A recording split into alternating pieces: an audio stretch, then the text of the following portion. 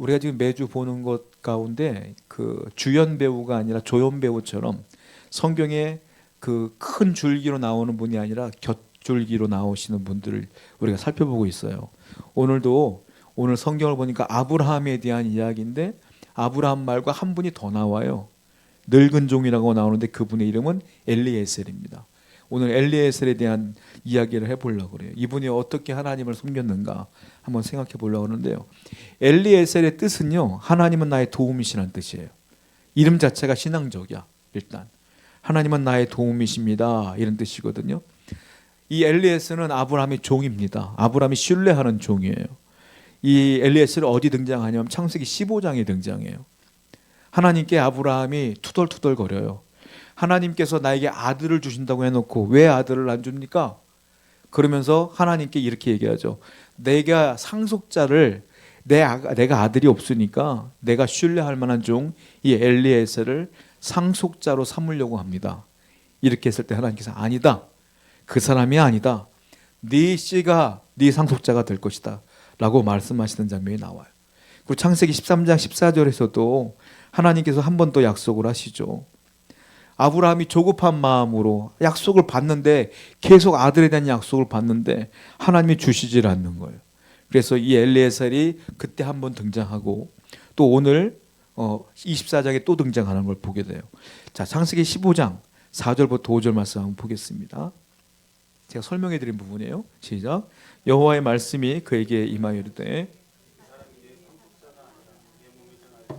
네 상속자가 되리라 하시고 그를 이끌고 밖으로 나가 이르시되 하늘을 우러러 무뼈를 셀 수 있나 보라. 또 그에게 이르시되 네 자손이 이와 같으리라. 하나님께서 약속해놓고 안 지키니까 아브라함도 견딜 만큼 견뎠는데 응답이 없으니까요. 내가 엘리에셀을 상속자로 삼을게 했더니 하나님이 아니라고 말하는 거예요. 이게요, 아브라함이 믿음이 없어서 한 행위가 아니라 이 당시 고대 사회는 이렇게 했거든요, 원래. 왜냐하면 내가 상속자가 없으면 내가 데리고 있었던 종들 중에 내가 신뢰할 만한 사람을 데리고 상속자로 삼는 게 일반적인 일이에요. 그 당시 풍습이고 문제가 안 돼요. 그러니까 아브라함은 죄 짓는 게 아니라 당연히 해야 될 일을 한 거예요. 근데 하나님은 아니다라는 겁니다. 더 기다리라는 거예요. 그리고 오늘 24장에 한 번 더 나오는데 하나님이 결국은 아들을 줬죠. 이삭을 줬어요. 이삭이 나이를 먹고 장가를 가야 되는 거예요. 근데 이 아들 장가를 가야 되는데 아내감이 없어요. 그래서 이 아내감을 찾는데 이 엘리에셀에게 부탁을 하는 겁니다. 네가 좀 데리고 와라. 자, 24장 2절 말씀 볼게요. 시작. 아브라함이 자기 집 모든 소유를 맡은 늙은 종에게 이르되 내 손을 넣으라. 근데 우리가 늙은 종이라고 나왔잖아요. 근데 우리는 학자들은 이 사람이 엘리에셀이라고 생각해요. 분명히 이름은 안 나왔어요. 늙은 종인데 왜 엘리에셀이라고 하냐면 늙었다는 이 단어가 자켄인데 히브리어로 이게 영어로만 엘더예요. 장로예요, 장로. 그러니까 이게 늙은 종이 어떤 뜻이냐면 모든 사람에게 존경을 받고 모든 사람에게 한마디로 리스펙 당하는 거죠. 그러니까 존경하는 거죠. 그러니까 많은 사람들에게 인정을 받는 사람인 거예요. 그 사람을 향해 자켄이라고 하거든요. 이 종이 자켄이야. 근데 아브라함이 데리고 있는 종 중에 이만한 인품을 가진 사람이 엘리에셀 뿐이 없어요. 그래서 이 늙은 종은 엘리에셀이다. 우리가 이렇게 생각하고 있는 겁니다. 자, 엘리에셀이 성품이 나와요. 뭡니까? 자켄이야. 한마디로 성품이 참 좋은 분이에요. 여러분, 하나님이요, 특별한 경우가 아니면 성품이 못된 사람 안 써요. 하나님도. 여러분, 그걸 아셔야 돼요.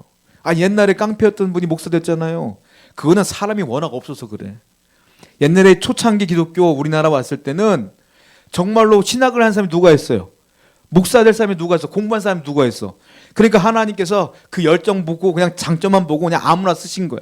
그래서 그분들이 목사가 되고 그분이 또 신앙교육 제대로 못 받았지만 그래도 뜨거운 열정으로 다 한국교회를 세웠어요. 근데 거기서 이제 나머지 자녀들이 차근차근 성장해 나가면서 말씀을 배우면서 인품도 바뀌었죠. 여러분, 그걸 아셔야 돼요. 옛날엔 그럴 수밖에 없었고 지금은 그래도 하나님의 사람이라면 성품과 인품이 좋아야지 쓰임받지. 많은 사람에게도 빛이 되고 소금이 되는 거 아니겠어요? 우리 성도님들, 성도라면 인품이 좋으셔야 돼. 성품도 좋으셔야 되고 많은 분들에게 인정도 받아야 돼요. 엘리에셀은 그런 분이었다라고 라는 거예요. 근데 이분이 이제 아브라함의 명령을 받습니다. 너는 내 아들의 며느리감, 지금 아내감을 좀 데리고 와라. 이 얘기를 합니다. 1절과 9절을 보면 아브라함의 주도로 엘리에셀에게 이런 아내감을 좀 데리고 와라라고 명령하는 게 있어요. 아브라함이 며느리감의 조건을 다는 게 있어요. 그게 뭡니까? 3절과 4절에 나와요. 자, 어떤 며느리감을 원합니까? 읽어볼게요. 시작.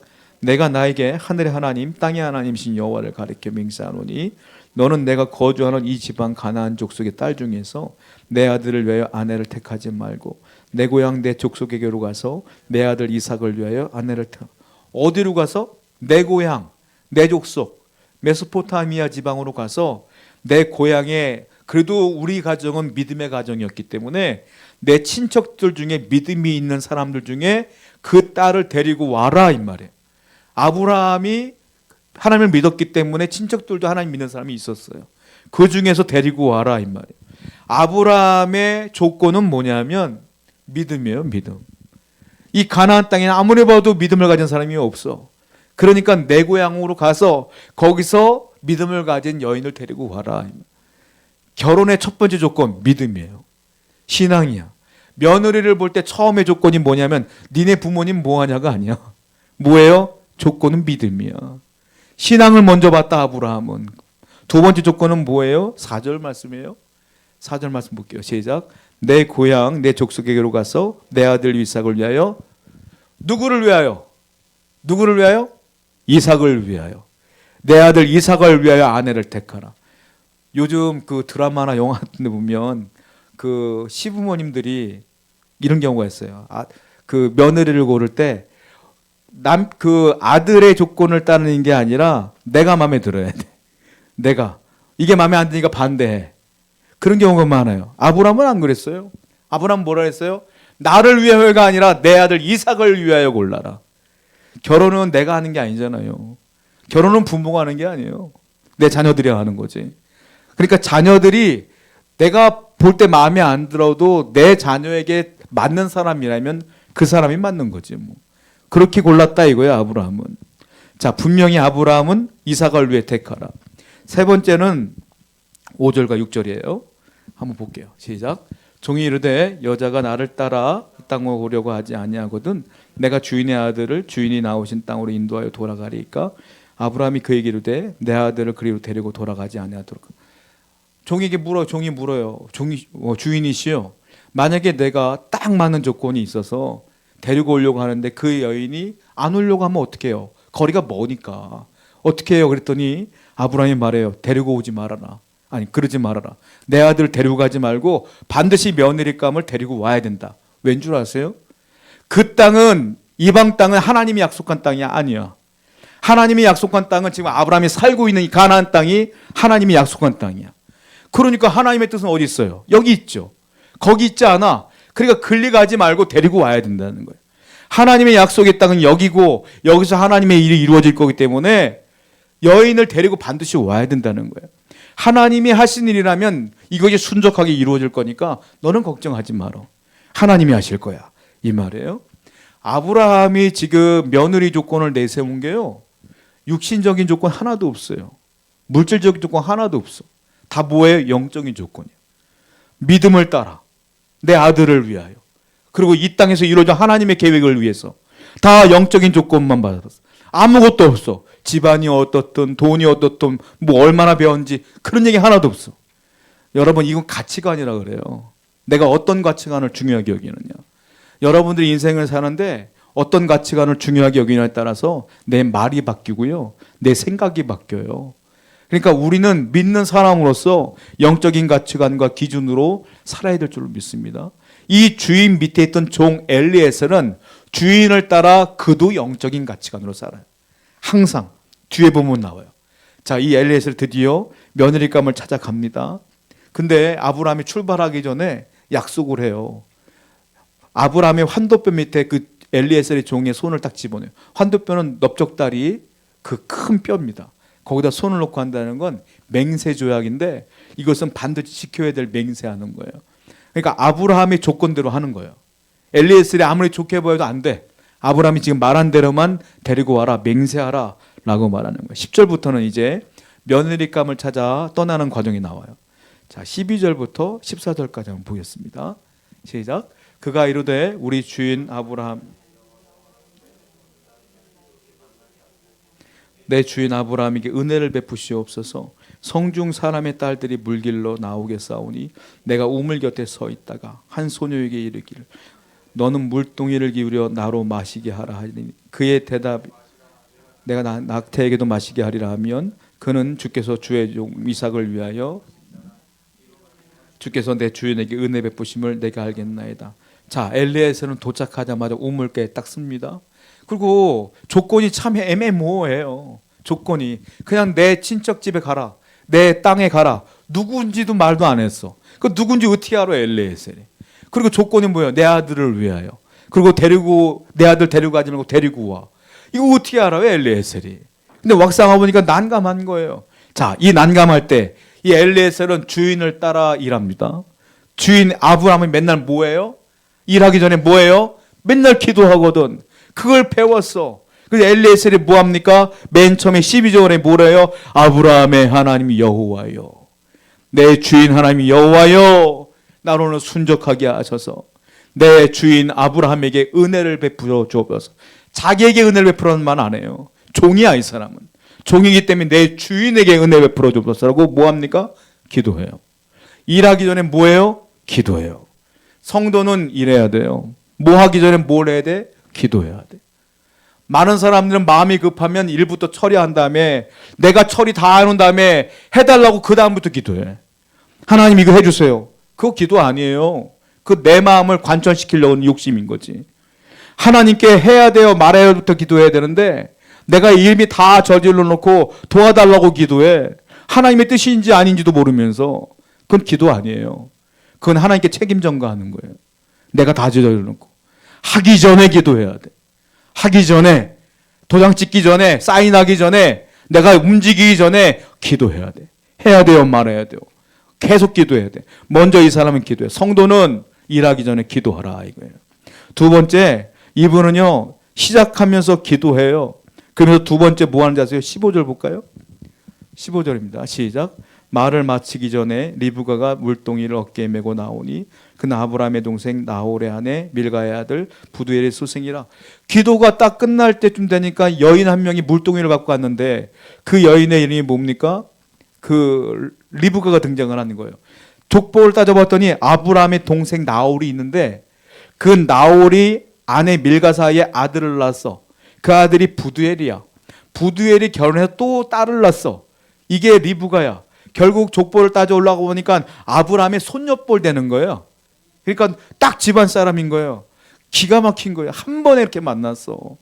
그럼 이쯤 되면 우리 어떻게 돼요? 하나님의 뜻이구나 라고 결혼해야 돼, 결혼시켜야 되겠다 라고 마음 먹어야 되잖아요.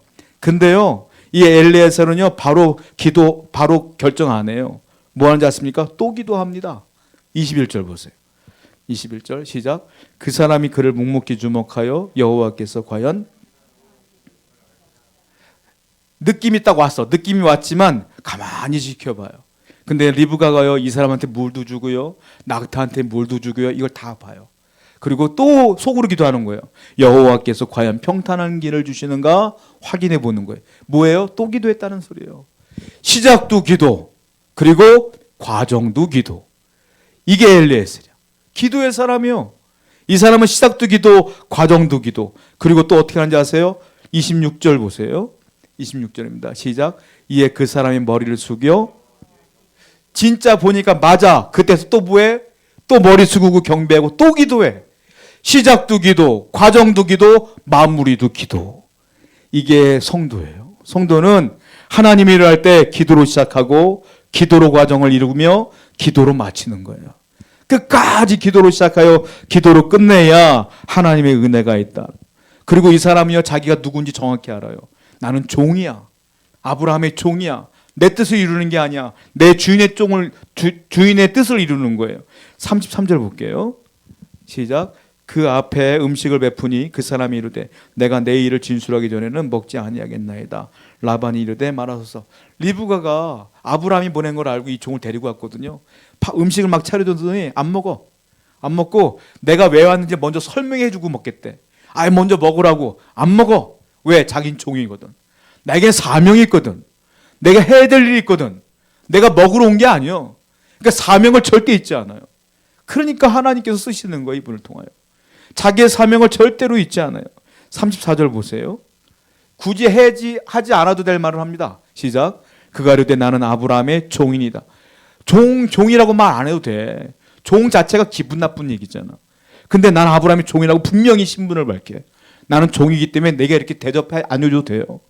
나는 종이니까 내가 할 말만 하고 내 할 일만 하면 돼요. 나 대접받으러 오는 거 아니에요. 난 종입니다. 라고 분명히 얘기하는 걸 보게 돼요. 자, 54절, 55절도 볼까요? 시작. 이에 그들 곧 종과 동행자들이 유숙하고 아침에 일어나서 그가 이르되 나를 보내어 내 주인에게로 돌아가게 하소서. 리브가의 오라버니와 그의 어머니가 이르되 이 아이로 하여금 며칠 또는 열흘을 우리와 함께 이 엘리에셀은요 늦게 왔으니까 잠은 자야 될 거 아니에요. 밥은 먹고 잠은 자는데 아침에 일찍 일어나서 데리고 간다는 거야. 그러니까 이 부모 입장에서 좀 갑자기 하루아침에 내 딸을 데려간다니까. 아니 열흘 정도는 좀 머물다 가라. 내 딸은 할 얘기도 있고 하니까. 그래도 가겠다는 거야. 나는 종이기 때문에 이 일을 완수해야 된다는 거예요. 얼마나 대단한지 몰라. 자기 욕심 하나도 없어. 열흘 정도 있으면서 조금 대접받고 편하게 있으면 가는 되는데 안 하겠다는 거예요.